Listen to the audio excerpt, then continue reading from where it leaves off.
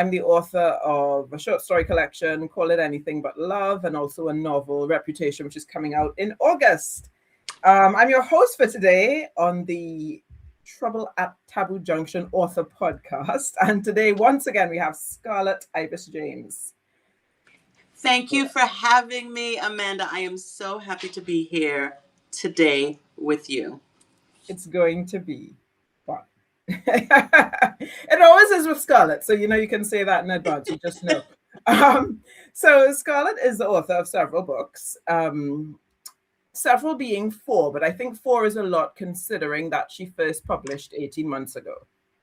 Now, she's done 2 short story collections, 1 novella, and a sort of workbook as well. But anyway, we're here to talk about Beyond the First Glance, which is Scarlet's latest offering. I've got my copy. I've got the special. I'm showing off my special edition collector's copy. Yeah. So I want to really allow Scarlet to get into it. So I'm not going to go through a super long introduction. Hello, Nicole. Scarlet's won quite a few awards, and she's written about that process as well. She's been a panelist at the Bocas Lit Fest, which is one of the Caribbean's premier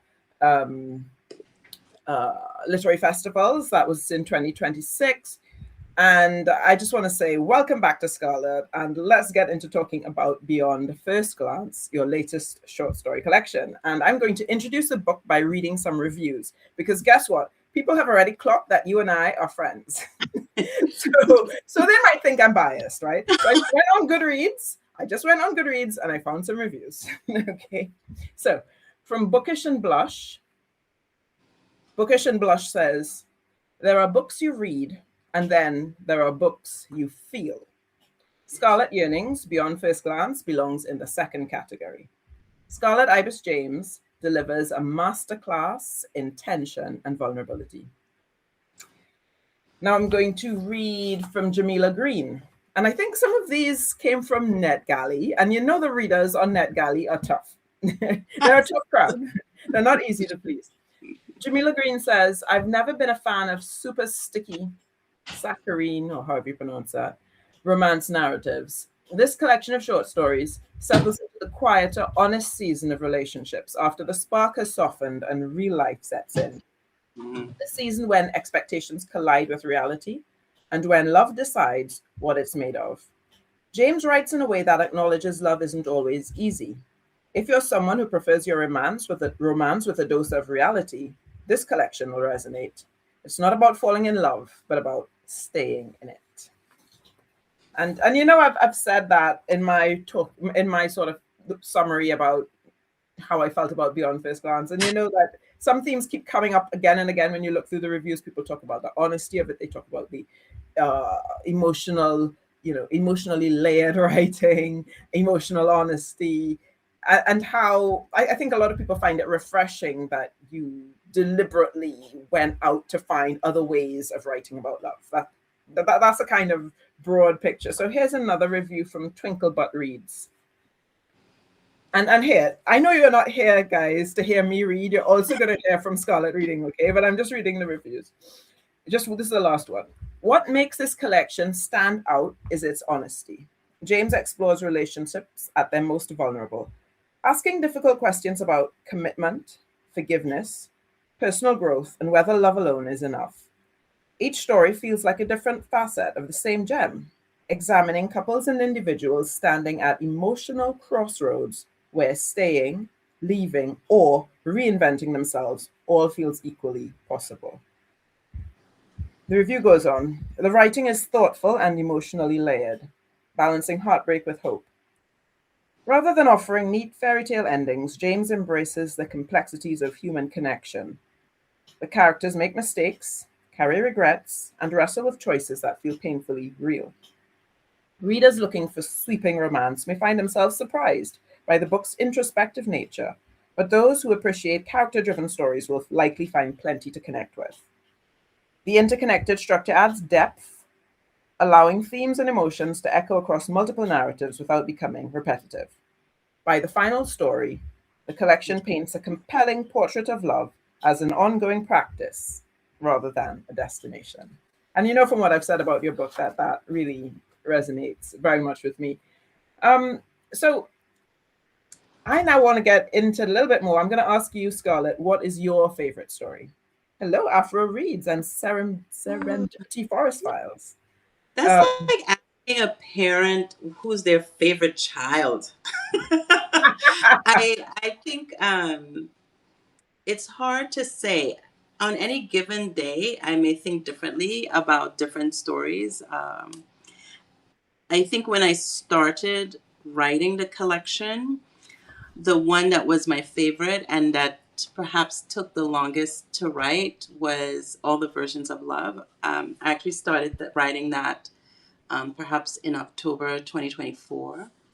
That was the beginning.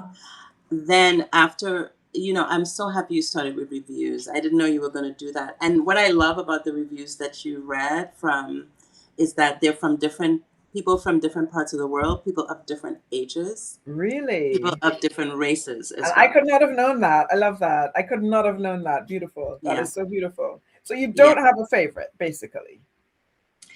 I think it depends on the day. And I think today, to be honest with you, it's the practice of love. Because I had an event last night with Scribbles and Quills. And a new reader shared that was her favorite. And she talked about why. And the practice of love was one that was new to this collection. It doesn't have a lineage in anything that I've written previously. But and it grew out of a prompt by Fellowship of the Griots about paper cuts. And I think that in long-term relationships, the things that we say to each other that might be hurtful, because when you really know people, you can say things that are really damaging. And that's what that story grew out of.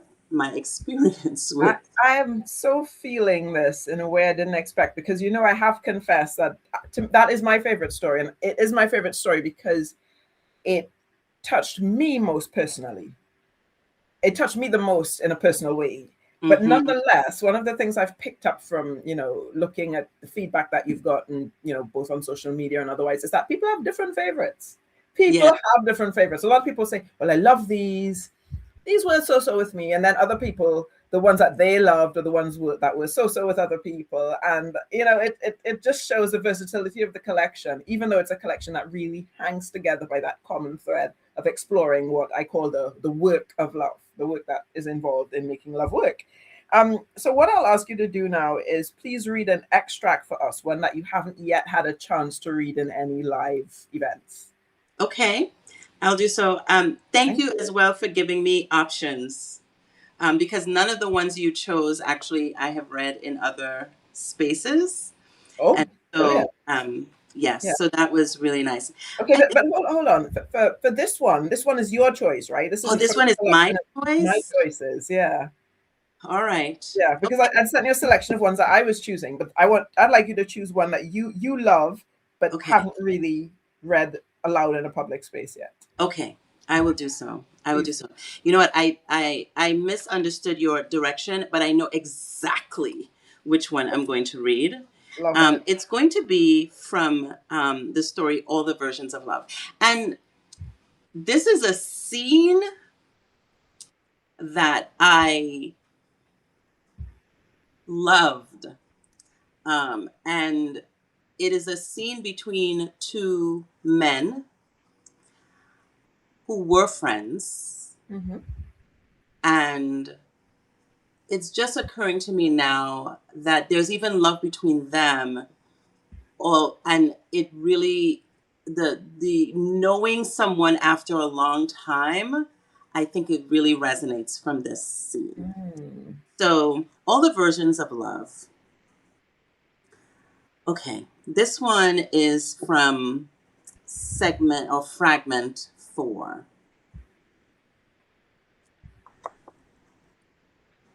Nuru's voice still held that velvet warmth that whisked me back to carefree college nights and double dates, cheap beer and easy laughter. Back then, we called each other brother and meant it.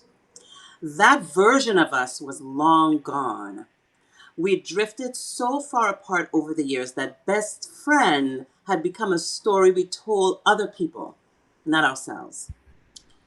Thinking of him now made me sick. My fingers whitened around the phone. Every note of his greeting grated. How's Georgieta? Let's meet. I'm in your town. What? You and Georgieta didn't tell me you were coming. It's just me. She had appointments and is with one of her friends. I'm only here for the day. He must have heard the edge in my voice. A beat of silence passed. Come down, I'm at the diner. His tone turned somber. All right. 20 minutes? I ended the call and glanced around the cafe where Nuru and I had killed so many late-night cravings. He'd left this sleepy town after graduation. I hung on for a few years and then followed Georgieta to Maryland. Oh, he had never left this sleepy town. Plenty of time. I rang her. My love. Jakub, where are you? Liz and I are at the lab. This amyloid PET CT is supposed to tell all. I'm nervous. That's why Liz is there. I have to share you once in a while. She chuckled. I'll see you when I get home. What? Don't worry. Liz has enough tea to spill with you. But the person I'm meeting just walked in, love. I'll talk to you later, okay? Okay. A tall, broad-shouldered man stepped inside, surveying the room with practiced calm. A close-cut beard framed his jaw. A flash of kente inside his cufflinks caught the light as he moved. Nuru always carried home with him. He smiled and strode over. I didn't return it. I caught my reflection in the window behind him. I bristled at my pale face. Thinning sandy hair. Suit jacket a little too tight across the middle these days. I hated how small I suddenly felt next to his easy, grounded presence. I beckoned the server with a wave. They filled Nuru's mug. Nothing else for now, I said, cutting off any chance Nuru could order anything. Nuru's brow lifted. What's going on, Jakub? Georgieta has early onset Alzheimer's. He flinched, caught a sharp breath, his hand darting towards mine. He stopped in motion when I drew back into a fist. An angry gulf opened between us. Is she all right? And you? You're shutting me out, brother. I spat the word, well, brother. Something surfaced in her. Forgetfulness. She remembers being married before me. His eyes narrowed, replaying my words. You said you knew Georgieta's family in Ghana. Did you know, Jakub? No deflections, Nero. I want everything. What exactly are you asking? Fuck, Nuru. She says she was married to you. Silence. The waitress veered away. Were you together before us? It was complicated. Uncomplicated. My wife recounts intimate details she shouldn't know unless what? His gaze sharpened. What are you accusing me of, brother? Brother again. It was no longer a bond, but a shield. For once, give me the truth. He chose his words. The truth isn't always what we think. Sometimes it's better to let me question every memory. My voice grew loud. You went after her first, didn't you? Before that conference, when I met her. His jaw set. He swept the diner. I followed his gaze. An elderly couple by the window, a construction crew at the counter. Lowering his voice to a dangerous whisper, he said, You really want to do this here? You expect me to sit through your public meltdown? A flush of heat filled my neck and cheeks. Don't. Don't what? His voice remained controlled, but I could sense the tension in his grip around his coffee cup, his knuckles pressing hard against the ceramic. I caught something under his breath, barely audible. Typical. Make it about you. What did you say? Mm-hmm. You are not ready for the truth, brother. You never were. I leaned in, voice raising even more. So there was something. Keep your voice down. Heads turn. I won't play this angry black man spectacle in your spectacle. Cold shame washed over me. You think I don't see the actual issue here? His tone was intense. It isn't her memories. It's that a woman like Georgieta might have chosen a man like me, a black man, an African, first. That's not, isn't it? His smile thinned. All these years you've wondered why she picked the ugly spreadsheet guy with the 10-year plan. Now her mind whispers, maybe she didn't. Stop. Her skin, Jakub. That's gnawing at you. The diner shrunk around us, every clink amplified. He rose, set 20 on the table, still considerate. You want truth? Some doors stay shut for a reason. Decide if your wife is enough to stop owning her own story, and figure out whether you're fighting for her memory or just fighting to win. He paused, pity flickering in his eyes. Take care of her. The bell over the door chimed as he left. My coffee cooled while unspoken accusations settled like silt. This quiet wasn't absence. It was a crowd of things unsaid, and I had to face the possibility that Nuru was right. I sat in that diner for another hour after he left, staring at my cold coffee while his words echoed. You're fighting for her memory, or just fighting to win. The truth was a knife twisting in my chest. Maybe I've been trying to win, to own every piece of Georgieta's history like some prize I'd earned. The drive home felt endless. Every mile forced me to confront what I had become. A man so desperate to possess his wife's past, he had forgotten to cherish her present. I just want to join our listeners in, saying how much we enjoyed that. I know they did. I saw those like a bouquet of hearts go up in the air on the side. And I just want to say to everyone listening that I've seen your comments. Welcome, welcome, welcome. I just will not be able to interact with you and interact with Scarlet at the same time till the Q&A section. So I'm sorry about that. That was beautiful, Scarlet. I'm so glad you read it and not me, because I don't think I could have done justice to it. You make it better. You've made it better for me. You've made that scene better for me than when I read it on my own. My gosh. And this is a scene about the insecurity that Jakub experiences in his marriage, and insecurity in a marriage is a very familiar experience for many of your readers, or even in a relationship, not necessarily in a marriage. And then rivalry between two men, also love between two men because they were friends and are still friends. And then of course there's a black-white dynamic, which I recognize. I don't think I recognized it the last time we spoke. You do weave that in. It's not the focus of your work, but you do weave that in.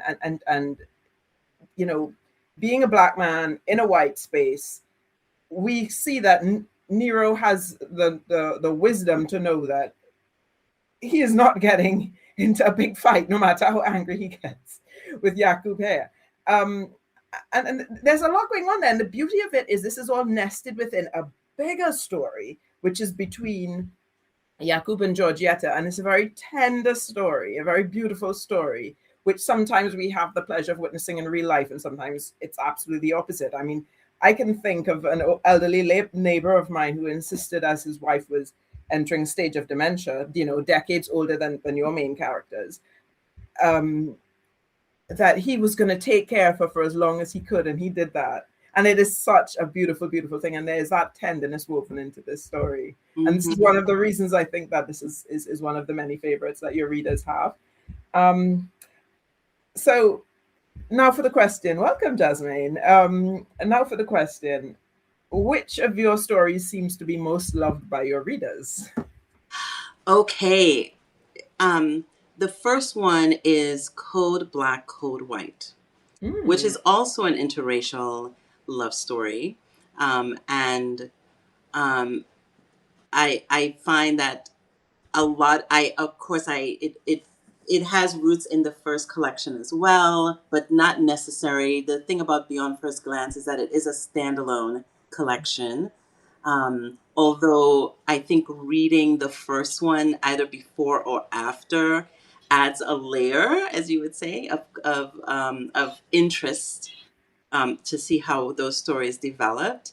But Code Black, Code White, most people count that on their list of favorites. There are others if you're interested. Yes, So, yes. So that one comes up almost routinely all the time. I also want to do a disclaimer. There are 12 stories, and for everyone listening live or later in the replay, you're not going to love all of them. You may actually hate a couple of them, and that's okay. I think they all reach different people in different ways, and others may not be for you, and that's okay. That is okay. That's the beauty of a collection. The other one that folks tend to love is What Grandmothers Hold, which is also, rooted in the first book and my second book. And it's the story of Cecil and Mary, the grandparents who are raising their granddaughter in Trinidad, and a moment in time. I had so much love for this couple. They mirror my grandparents who raised me. But also just the ability for me to show love in very much older people and what that could look like. And then the third one that was a surprise to me and joy for me was Under Long-Term Observation. That one I asked my beta readers, should I include it? Because I felt that one and Love in Cosmic Times are very different than all the other stories. Very, very different. That's right. But Under Long-Term Observation really approached thriller.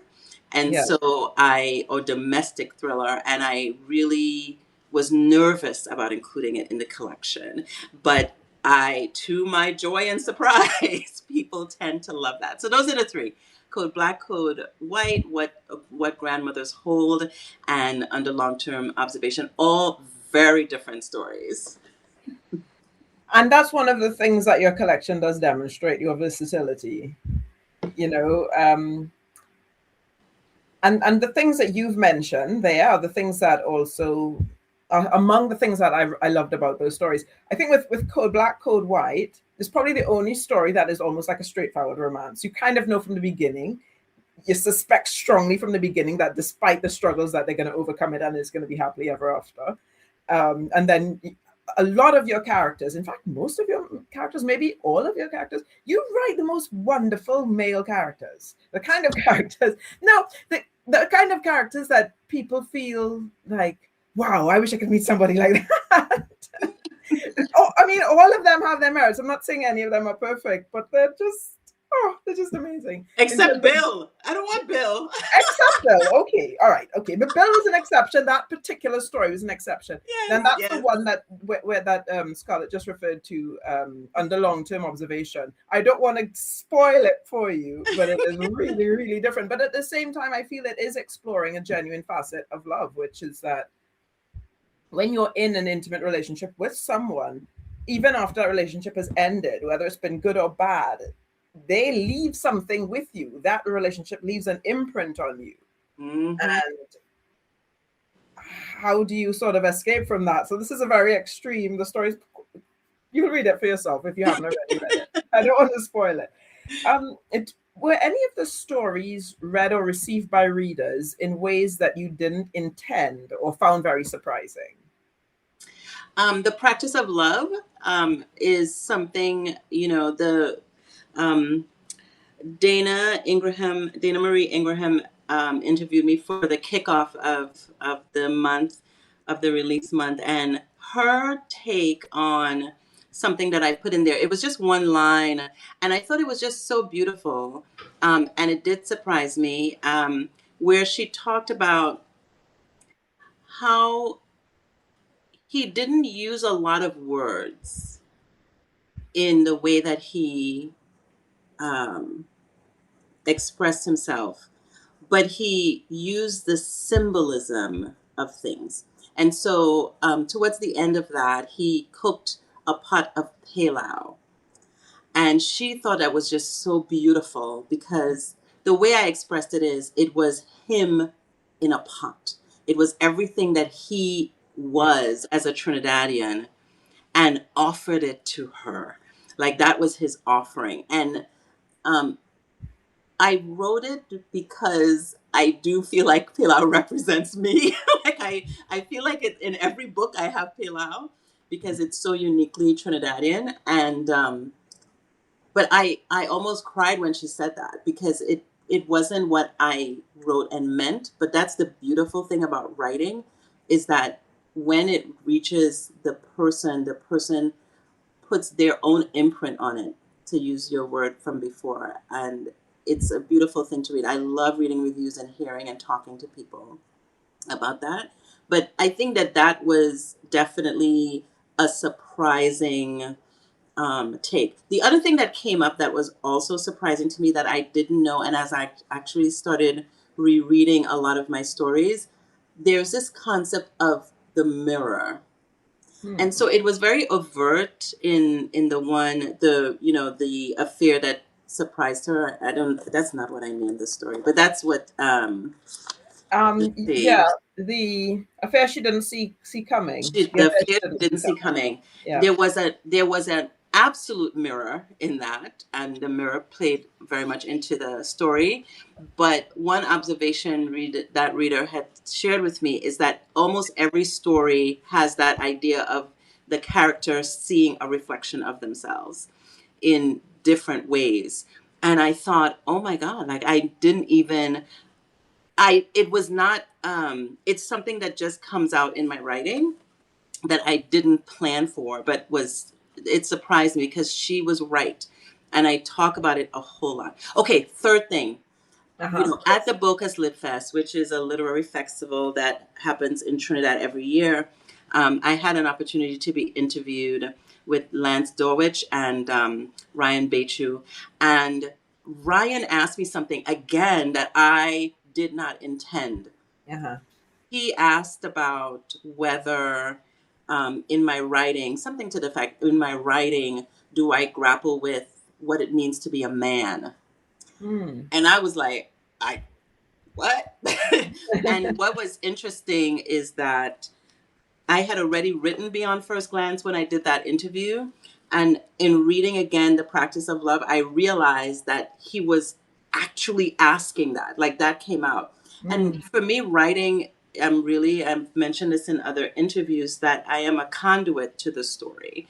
And so the story comes through me. So I cannot help but think that the literary powers that be who use me as an instrument are using me to bring that message or that idea out, because it's not something that I had thought about or even recognized myself, even as I was writing it. I was writing a completely different story, but that clearly is about men and Joromi with his father. Like there are all these men who are influenced by the absence of or even the presence of their fathers, and then asking the question, what does it mean to be perhaps a good man?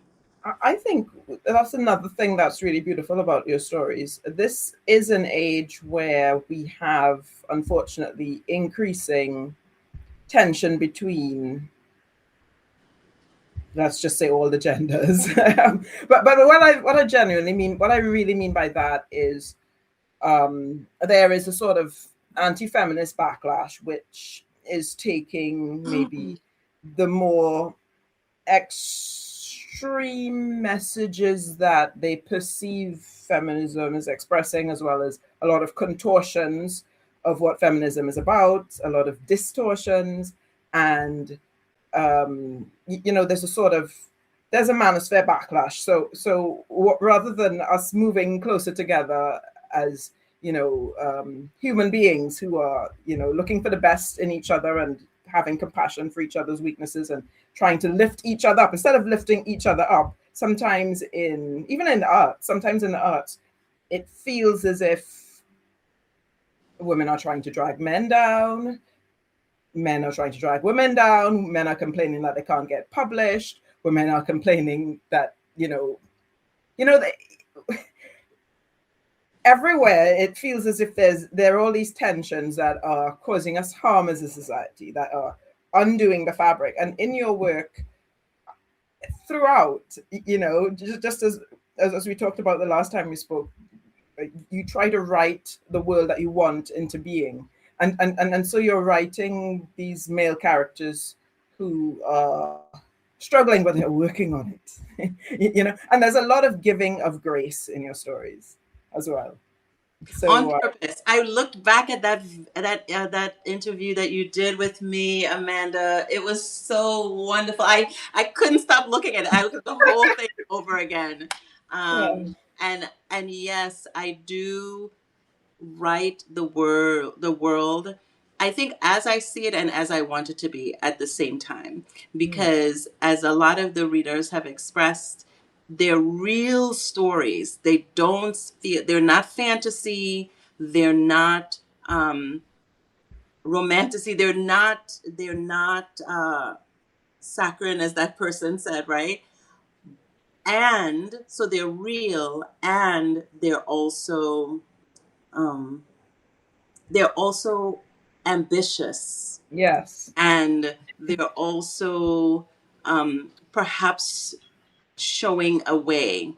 I'm fortunate, though. I am surrounded by amazing men, whether it be my husbands or my sons. And also within the fellowship of the griot, there are amazing men. Black Tribe with CJ is also a space that has men who are consciously different, I think, than the norm. So I am aware of men who are perhaps people might think they don't exist, but they actually exist. They are amazing men who are able to express their selves and able to be vulnerable, perhaps embrace their own feminine side, even as they are manly. And I think that I write with those people in mind as well. And even the ones who struggle, because I would think that, like, my grandfather was somebody who struggled with expressing joy, but towards the end of his life, I saw him be joyful, which was wonderful as well too. So it's not something that's stagnant, but really, I think love and being is something that also evolves. And so my hope and my prayer is that this world and the majority of people in it are in that space of cycle, and that we will cycle towards something better, and continue to do that. And I think the people in this world right now, I was exchanging notes with somebody from Substack earlier today, and he had done a photo of the sky, which I restacked, but I thought it was just so magnificent, and just the ability to see beauty like that is just another way of being more beautifully human. Yeah, and Beyond First Glance is and very much like, for most of the stories in Beyond First Glance, very much like the novella that you wrote, Scarlet Birthright. You don't leave us with the trauma. You take the next step and try to show the steps towards forgiveness, the steps towards reconciliation, the steps towards decision making, the steps towards remaking yourself, the steps towards healing. It's beautiful. And I'm going to go a little bit. I'm going to go a little bit more into some of the stories to ask some questions, but I've got about 5 or 6 questions in this category. So let's see if we can get through them in terms of speed. I'll try not to be as verbose as I typically am. so the story Stay. Yes. That was about a woman in the corporate world coming up against some challenges and, relating with her friends, her male friends, they seemed to be platonic friends, but there was a lot of sexual tension there, which was a lot of fun to read because you never really make it clear whether there was more. Right. And that was a lot of the fun, but it wasn't the main part of the story. The main part of the story was this woman having to work through how to break through this corporate wall that she was facing. And the title Stay, it has so many layers of meaning, within the story. And again, I'm not going to spoil it. But what I'd like to ask is, when I read it the first time, I thought, this has a feel of real life in it. There's just a little feeling here that I'm getting that this one comes from Scarlet's real life. And I know you do write autofiction sometimes. Some of your stories are inspired by things that may have happened to you or people you know. So would you like to tell us something about how your real life experience played into that story? Yeah, in a sort of summarized way, because I've got so many other questions for you. Sure. Yeah. So the part of Stay that was autobiographical fiction was her corporate challenge. So the challenge basically is that she is deemed or seen as something that was interpreted in a negative way, and from a work perspective, that Monica is following her as she does her consulting in different spaces. And me personally, I have had that happen to me several times. So I would say in different ways. And so I think it's just one way that I depict in the story, but I've had people tell me I'm just too happy. And yes, girl. And so I feel as if, and so people, number one, sometimes don't think that it's real, that I'm being fake, which the part that I do take is that sometimes I'm always trying to get to that good place, and people may not be ready to get there. And so I accept that as well, that I need to be a little bit more conscious when people need to stay in their angry space and not try to get them out of it because they don't want to move out of it right then. The other Monica that I've gotten recently is that I'm very rigid. And in that I have certain standards. And that's, I think, where Stay comes out of it, and that has touched me in a very negative way recently as well, too. So I'm also struggling with that. It was a live feeling. Stay was probably one of the last stories that I wrote. And I wrote it this year, having experienced this piece. And the last thing that I would say about Stay is that where she came to is actually built out of a real story where I heard a professional woman speaking, and she spoke about, and because my automatic thing is always, I'm going to leave. I am going to leave. Yes. Right. So Stay, the title Stay, actually has even more significance than I thought. Yeah. Mm-hmm. It's about the choice that you've got to make. And you can, there are situations where the right thing to do is to leave, and there's situations where the right thing to do is to stay. And then the next question is, if you're going to stay, how are you going to stay? How, what do you have to do differently? What you have to maybe tone down? You have to flex. Yeah. Yes, it's brilliant. And it's nice to see that sort of stuff depicted in fiction. It is. And I felt when I was reading so many of the stories, in some way I could see myself. Like the story Love on the 14th Floor. I just thought about my best female friend and how we are there for each other.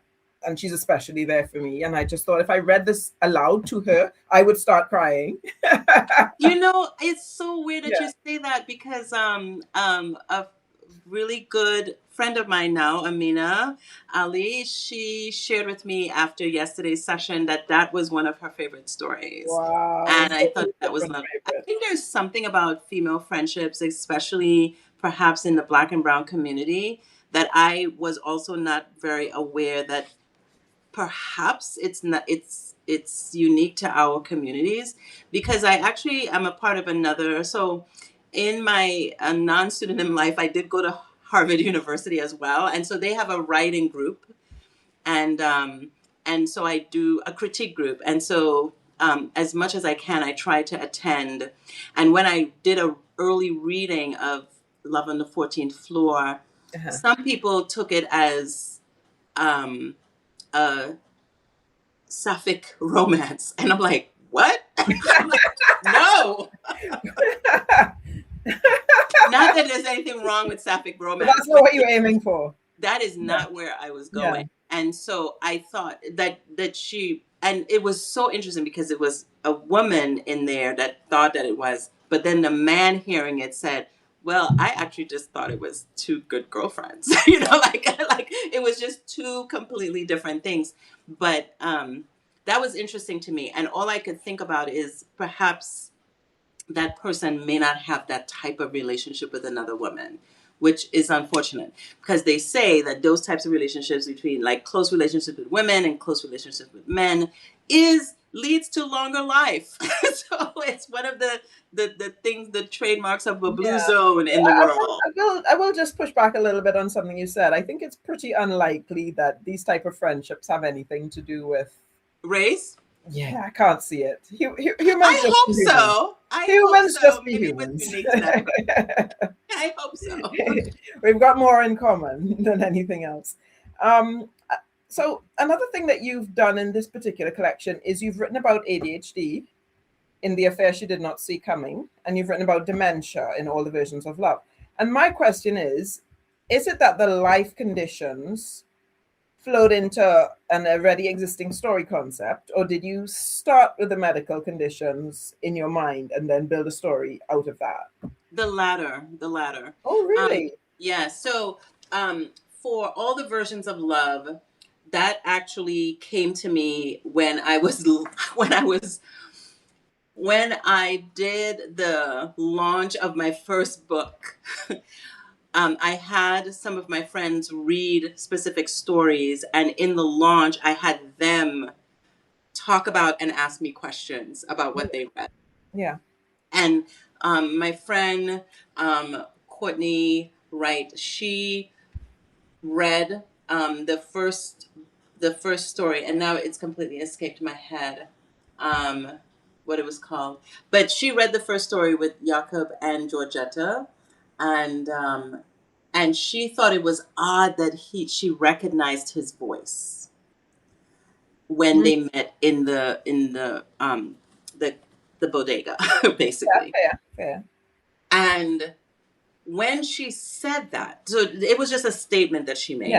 Yes. But immediately, and why my mind went to that, I thought is because she did know him. Because remember, like 4 years had passed, quote unquote, in the first book. 4 years or a number of years had passed after meeting this person for the first time, right? And then you recognize your voice. She was right. And that's why sometimes it's really great to have beta readers and developmental editors, because they point out these things to you that you just don't see while you're in the process of writing. But what came to me then is, you know what? She knew him, but she didn't recognize him. Right. And I have read this story in, you could say, 3 different phases. I've read a short story on Substack, which was like a snippet. Mm-hmm. I've read the version in Beyond First Glance, and I've read the one in Scarlet Yearnings.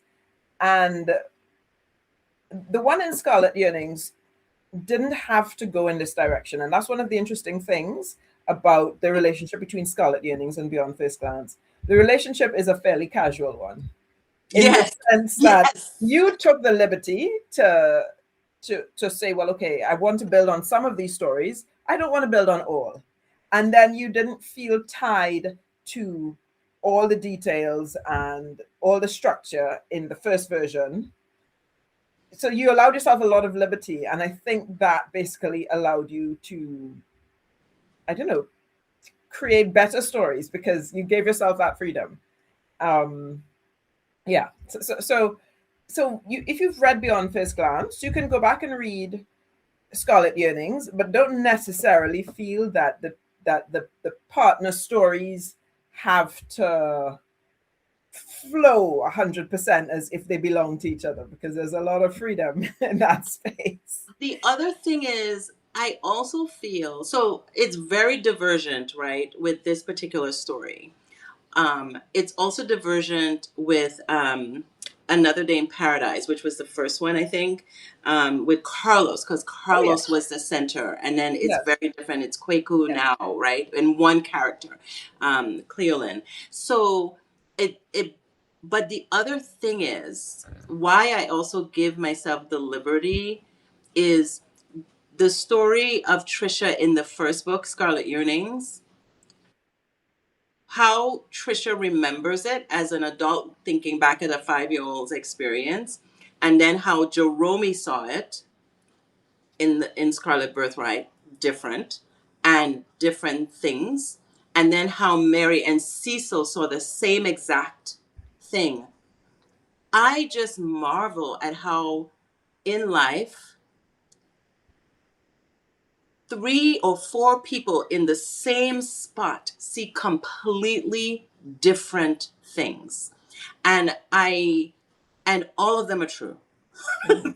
All of them are true, because we attend to different segments of experiences, and some things stand out, some things don't. And so I was actually deliberate in telling the story of What Grandmothers Hold to actually recast some of the things that Trisha thought she saw differently, because as a grandmother in that situation, she saw things very differently than how Trisha might have seen it. Yeah. Well done, basically. Well done. And so much for those clients who think you're rigid. That is not a demonstration of rigidity. I think I reflect. I think they see themselves. I think is actually where I've come to. Actually. Yeah.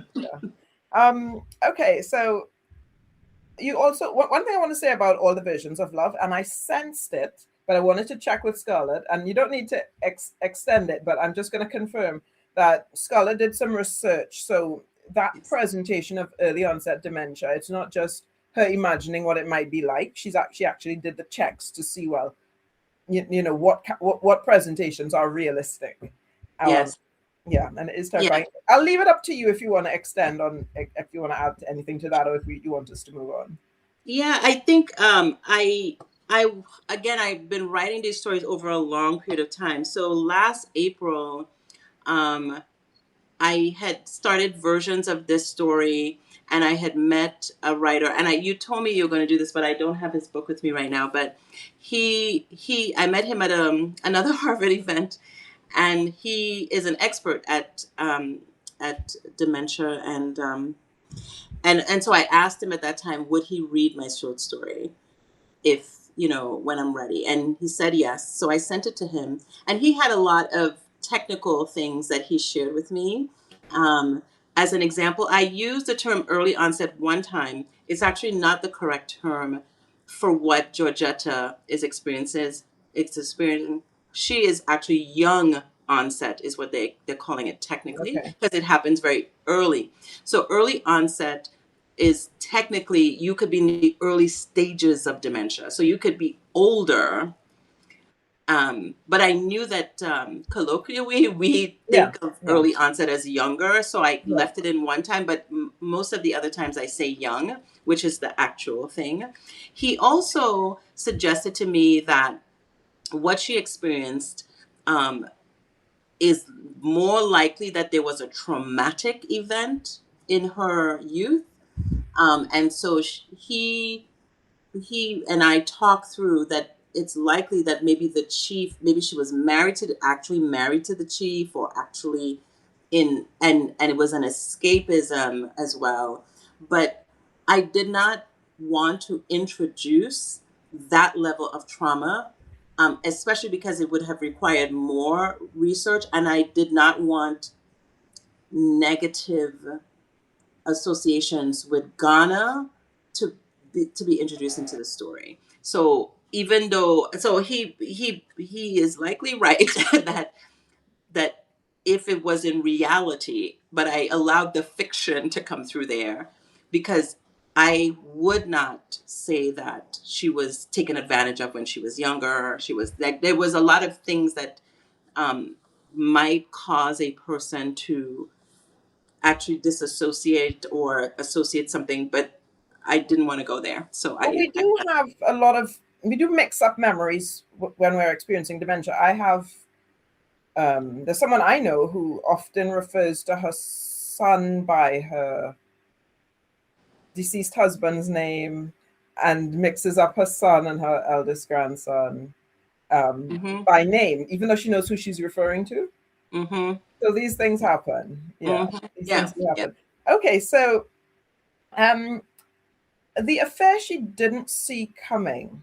It's hard to talk about that story without giving too many spoilers. But the second time I read it, I went on the journey with Renee and I started searching for my own answers to the questions at her workshop with Akosua. How wonderful. So my answers are very personal. So I'm not going to share them on the chat. However, I love that you could write a short story and someone could actually do that and get something out of it. Just by the way, can I just ask everyone in the chat, just put in the chat if just want to know if anybody else read The Affair She Didn't See Coming and found themselves going through the therapy with Renee. Just I just want to know if I'm the only one in the room. And I loved how you took the concept of technology and you decided to use it for good. Again, this is you building the world that you want into. And let me be specific. We're not talking about technology generally. We're talking about artificial intelligence, which is like you can't go anywhere these days without hearing artificial intelligence being spoken about left, right, and center. It's on every podcast. It's in the news. It's everywhere, right? And I felt like you also got it right, because one of the things we find with AI is that when we engage with something created by artificial intelligence, whether it's a piece of writing, a piece of quote unquote art, a poem, after we're told that it's artificial intelligence, then all of a sudden we have an aha moment if we hadn't picked up on it before, and we start looking at it again and we can see that, yeah, this does make sense. And I felt you also captured that in that story, because I felt the way that the mirror spoke to her, if you want to call it the mirror, it did have that vibe. For people who use ChatGPT a lot, and they share sometimes, I don't use it, they share what it's, how it communicates back to them. That vibe is there. So well captured, a story for our times.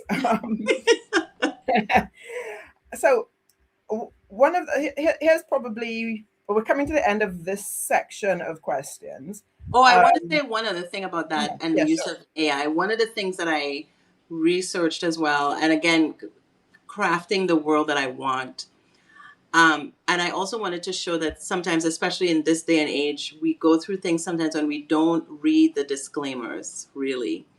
And I don't know if you noticed in that story, they did disclose very early on that, what they were going to do.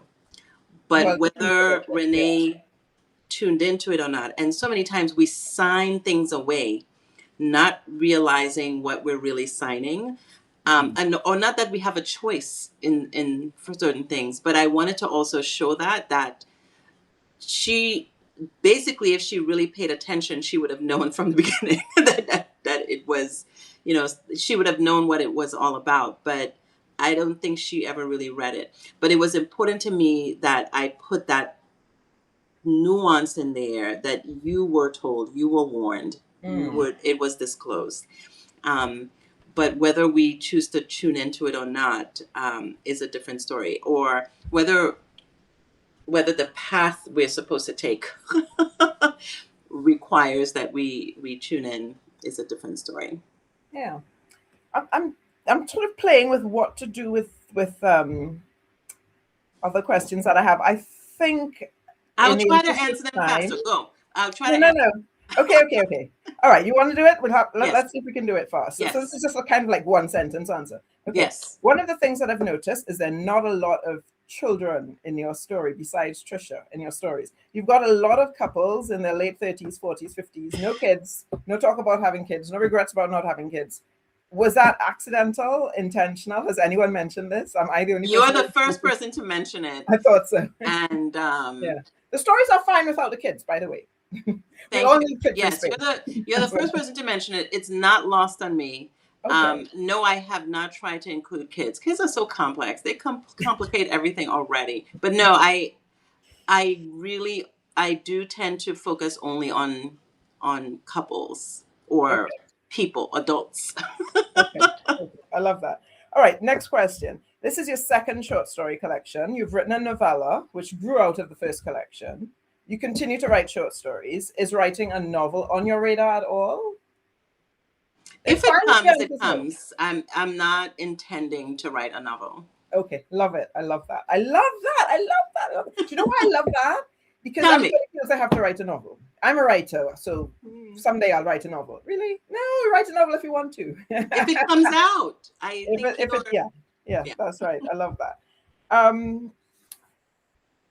I'd say there's a lot of growth in your own writing craft that I've witnessed between this collection and the second one. And there was even a lot of growth I felt between the novella and the first collection. And is this something you're conscious of? Is this something you agree with? Have other readers said the same? What would you attribute this growth to? Other readers have not said it. You're the first to say it. Yes, I have grown. I continue to learn and grow. I mentioned last night that I'm going to be deliberate about seeking more critique groups to help with my writing. Doing something formal could be in the cards for me. I'm going to decide, but I want to grow and learn. In my paradigm, writing is something that continues to evolve. So many of the writers that we know and love today started and they had crappy first books. That's okay in my estimation. Yeah. Put it out there, continue to evolve. So yes, absolutely, it has changed and grown. Also, what I have done differently with this one is that I had beta readers. And I think that has been significant in evolving the stories in very concrete ways that I didn't have the luxury of before because I didn't allow it. I didn't allow space for it. So having beta readers, not that you take everything that beta readers say, but they give you things to think about and be more deliberate about, which was lovely. So in the front of my books, I do talk about my team. And the team does include these beta readers. I just had about 6 of them, I think, that really helped. My son, D. James Joseph, he was an editor for this book, and having him as a partner in the creative process was also very amazing this time. So he touched, maybe he's the linchpin, because he touched Scarlet Birthright a little bit towards the end. I changed a couple things after talking with him through his impressions of the book. And for this one, he touched every story and really pushed me in ways that were quite uncomfortable for a mother. That's beautiful. That's brilliant. Wow, that's amazing. Yeah, I love it. And that shows his maturity as well. So I think at this point, I'd like to move on to a second reading. So now the question is, what should we choose? And I feel like... Are you reading it? You're reading it. Oh, I thought you were reading it. Oh, you choose the reading. You're the better reader, you see. Okay, let me... So I'm thinking... we do have a reading we did a reading from all the versions of Love already. Mm-hmm. That was the one where the two men, Jakub and Nuru, is it Nuru? Yes, Nuru. In that state of tension. Wow, this is hard. I thought at this point I'd know exactly which one we wanted to read. I wonder if we should we put it to the chat? Should we put it to Let's the see what chat people also? might want. Yeah. Okay, I'll give you guys the options. There is a beautifully crafted death scene. But it's beautiful. It's beautifully written. So there's that one. That's option number one. There is the tender ending of all the versions of love, where we see Georgieta and Jakub together and the way that story ends. And then there is the part of the story, What Grandmothers Hold, which I feel captures the essence of the tension. So those are three options. Option one is the death scene, the tender scene, and option three is the tense scene. So we'll call that the death scene, the tender scene, and the tense scene. I don't have a poll, so drop your thoughts in the chat, and if there's a pattern, or if there are one or two answers, we'll go with that. I can't see the chat. I don't know. You can't see the chat. So all you do, I think, for each person, just say 1, 2, or 3, right? Or whichever. I'll still know what they meant. Yeah. Okay. No responses yet.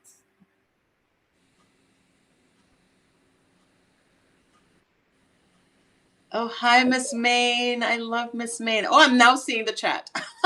Afro reads. Oh, Ronaldo. Ah. Oh, okay. Miss Main says 3, and SJL says 1. Okay. We're just waiting for a few more responses, and other than that, we'll have to flip a coin. Lovely. Oh, Nicole. Yay. Okay. Okay, who's got a coin? It's time to flip a coin. we've got two options. You have to break it. Which one do you want? Okay, I'm gonna go for what grandmothers hold. Okay. On the argument that no, I'm gonna go for the accident scene. I'll tell you why. look at the two of them in the chat. They're like, oh, whatever. Let's go with the other person. Okay, I'm gonna go hard. I'm gonna go for the accident scene. I'll tell you why. Because it shows the talent of the author. It is not an easy scene to write, and it was beautifully done. And somehow she's able to insert into that tragedy that sense that this man isn't just dying, but he's going home to his ancestors. Now we have to read that one. Take it away, Scarlett. Okay. The name of the story is He Did Not Come Back. The accident happened near the light at the corner. Kwaku rode with his hood up, cap visor low on his forehead, bag hugging his body. The street was busy, but not more dangerous than usual. Taxi horns, a delivery truck double parked, a woman dragging a suitcase over a patch of ice. He waited for the walk sign, then pushed off, bike gliding into the crosswalk. He did not see the car until it was almost on top of him. Later, witnesses would explain that the driver had tried to beat the light, that the sun hit the windshield at a bad angle, that everyone moved a little too fast. Impact knocked the breath from him before he could curse. He flew sideways, time stretched into a razor-thin thread. The cold slap of air, the instant recognition that this could be the thing that changed everything or ended it. Then the ground. He hit hard, and the world contracted to a single blast of pain that ran the length of his body. His bag straps snapped, dangled loose, and skidded across the asphalt, spilling its contents. His iPhone cracked against the curb, spiderwebs blooming on the glass, keys scattered, shining briefly in the winter sun before sliding to a near stop. near a storm drain. The sounds of Harlem rushed back in. Someone shouting, brakes squealing, the chorus of, "Oh my God!" from the sidewalk. He blinked. For a strange moment, the brightness around him seemed to separate from the sky. A line of figures stood beyond the ring of onlookers. Old faces and young ones, familiar and not. Cloth patterns his grandmother had sewn, hats his grandfather used to wear, a boyhood cousin who had died of fever when they were both 10. They did not speak, but he felt their intention clearly, the way he felt the pull of hot oil when it's about to burn. "Come," their presence said. "We are here." Not a command, a calling. He thought of Cleolin, up on 5, her hands in soap suds. Later, brow furrowed over a flyer she pretended not to want. He thought about the stew in her pot, the smell of coconut in that small kitchen, the feel of her fingers against his mouth as she fed him. "I just told her I'm not going anywhere," he tried to say. What came out was a soft, wet breath. A man knelt at his side, face pale, hands hovering. "Stay with us," the stranger urged. "An ambulance is coming. Breathe." The edges of his vision did not move closer, nor did they recede. They waited, patient, the world around him blurred at the edges. He did not hear the siren arrive so much as he felt the sound buzzing around through the ground into his bones. Hands pressed at his neck. Questions floated above him, directed at one another, not at him. Then something inside let go. The pain dropped away. The cold air warmed. The sky opened in a way that had nothing to do with the weather. The figures turned, and he understood where Asamando lay. Not in the clouds, not under the earth, but in a place that held all of them at once. His people and their people folded into one long, living story. He followed. Beautiful. Beautiful. Very well done. Well read, well written. And of course, again, this is not the ending of the story. You know, Scarlet introduces us to Kwaku, and we love him. And we love him for Cleolin. And we love Cleolin. And they are just beautiful human beings, and we want them to be together. And then she takes Kwaku away. And then Cleolin continues. Yeah.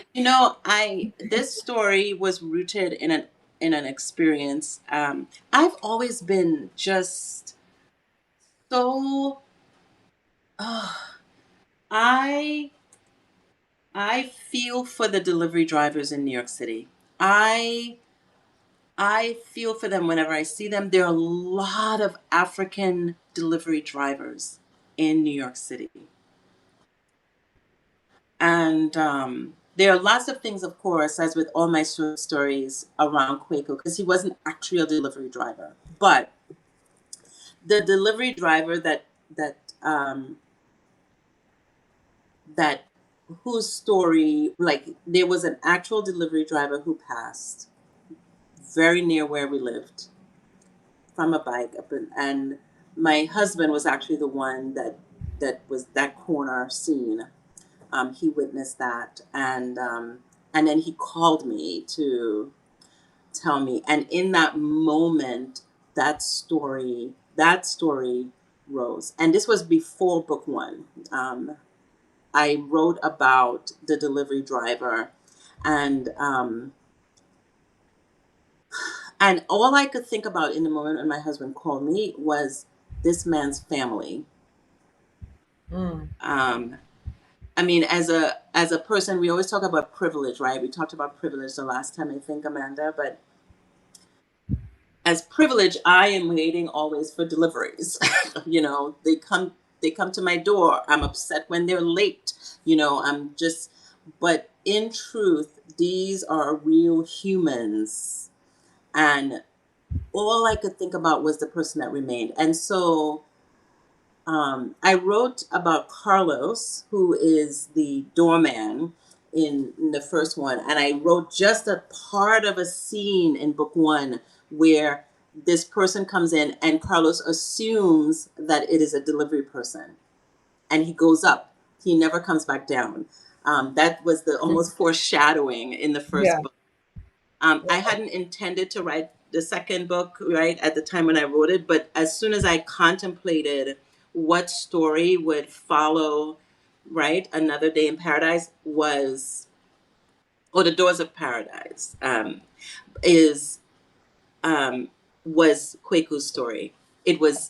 I knew that it was going to be him, and so yeah, but I think about the people who give up their lives to earn this money here in this city. I'll think about them a lot. And I think that's a beautiful place to end, because in a sense we're coming full circle. We've talked about how the stories impact us, and how they, how when we read your stories, there's a way in which those stories integrate with our own lives and who we are. But then from what you're saying, the real world out there, you integrate that into your stories. And I guess no wonder the reviews you get are around your work being honest and feeling real. So very well done, Scarlett. And it has been a pleasure speaking with you about Beyond First Glance. It's been wonderful to have live guests on our show today. And at this point, if you've got any questions that you'd like to put to Scarlett, please do so. Please put it in the chat. We'll be looking out for those questions. Yes, Miss Main. When you are in New York City, absolutely. Breakfast, lunch, dinner, wine, tea, coffee, all of everything. We're going to connect. Yes, absolutely. Yeah.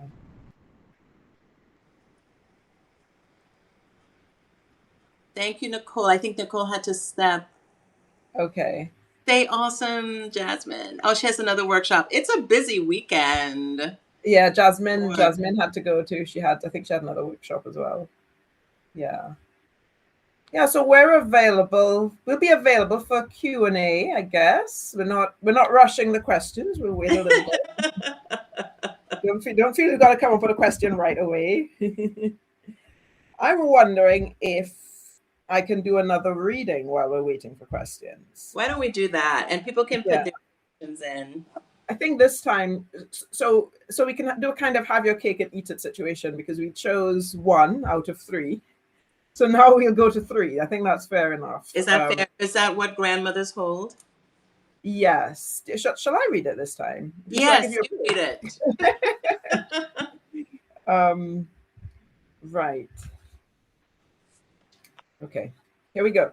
Meanwhile, while I'm reading, hi Dana Marie. Here comes extract number 3. Okay. Before I could respond, Cecil darkened the doorway.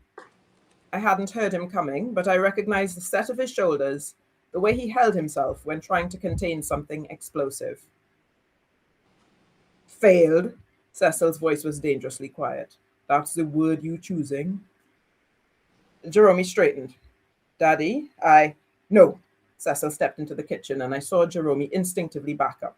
You don't get to come in my house, eat at my table, and talk about failure like it's something in the past, like it's something you can apologize away over curry and rice.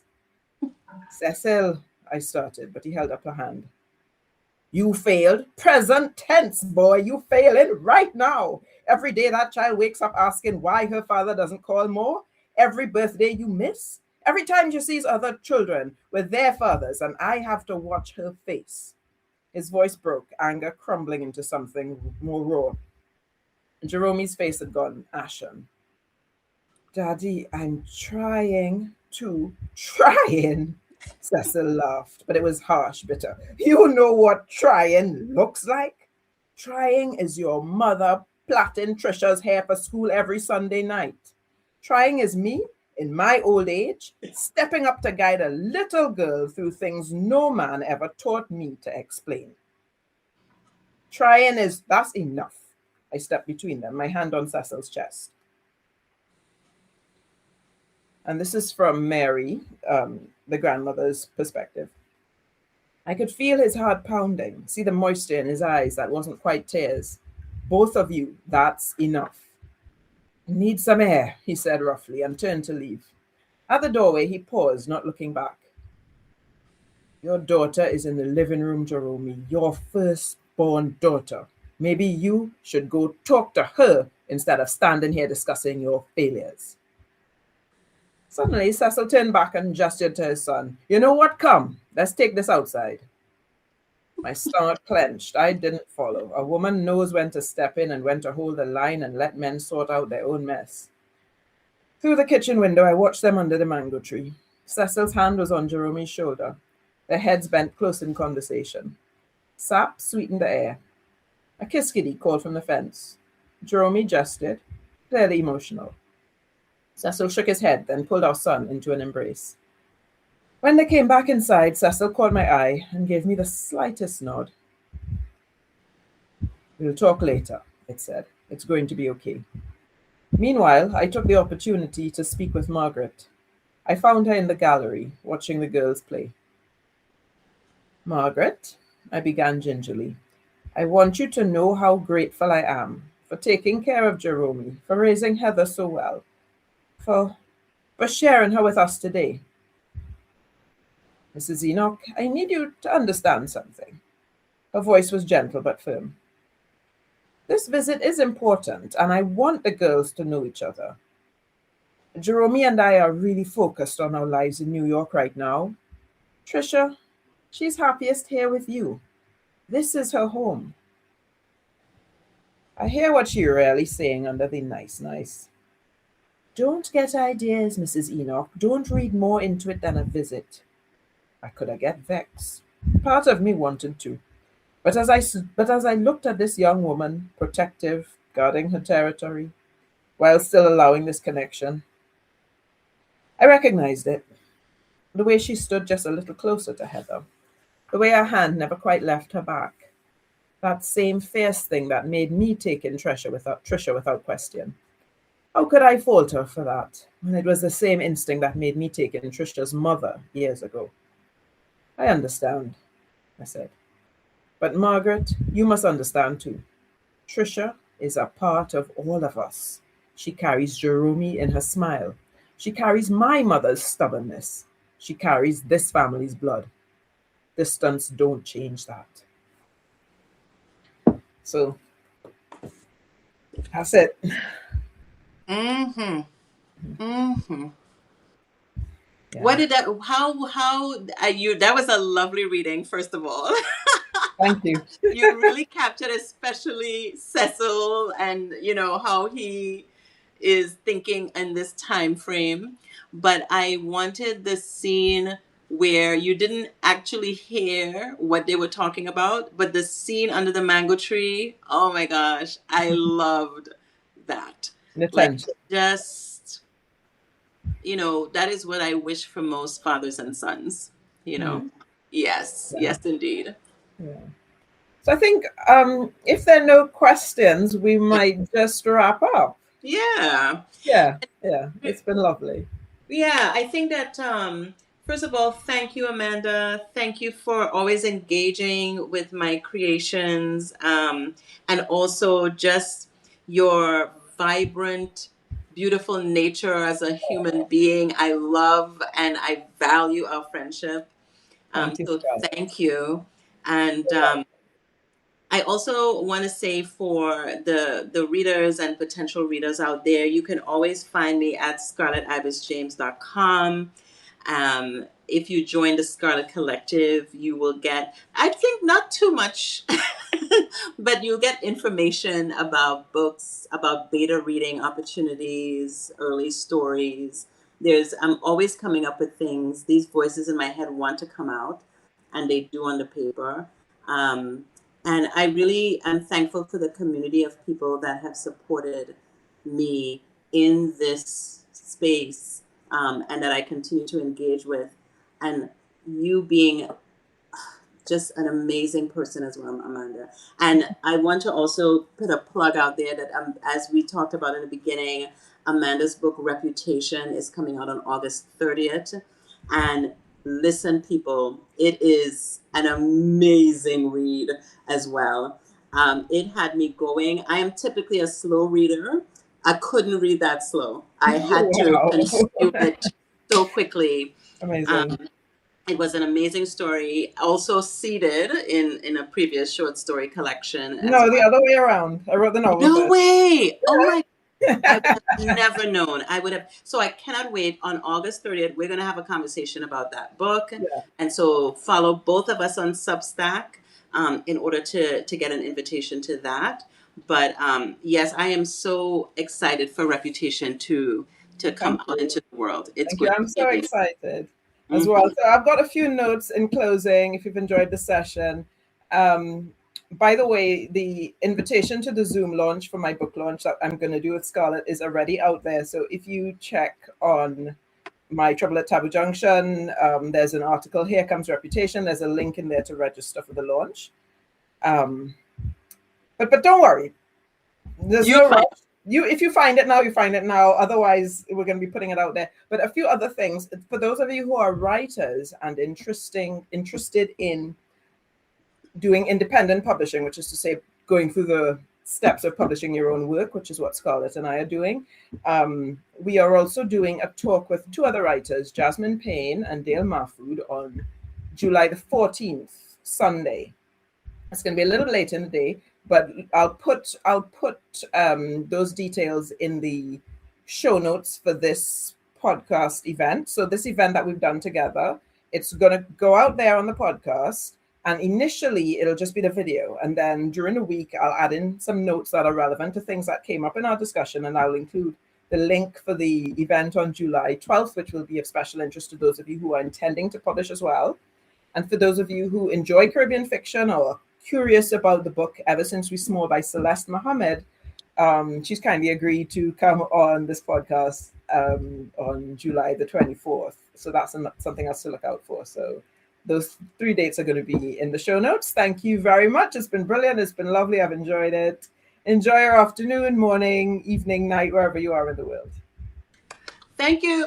Bye, everyone. Bye. Bye.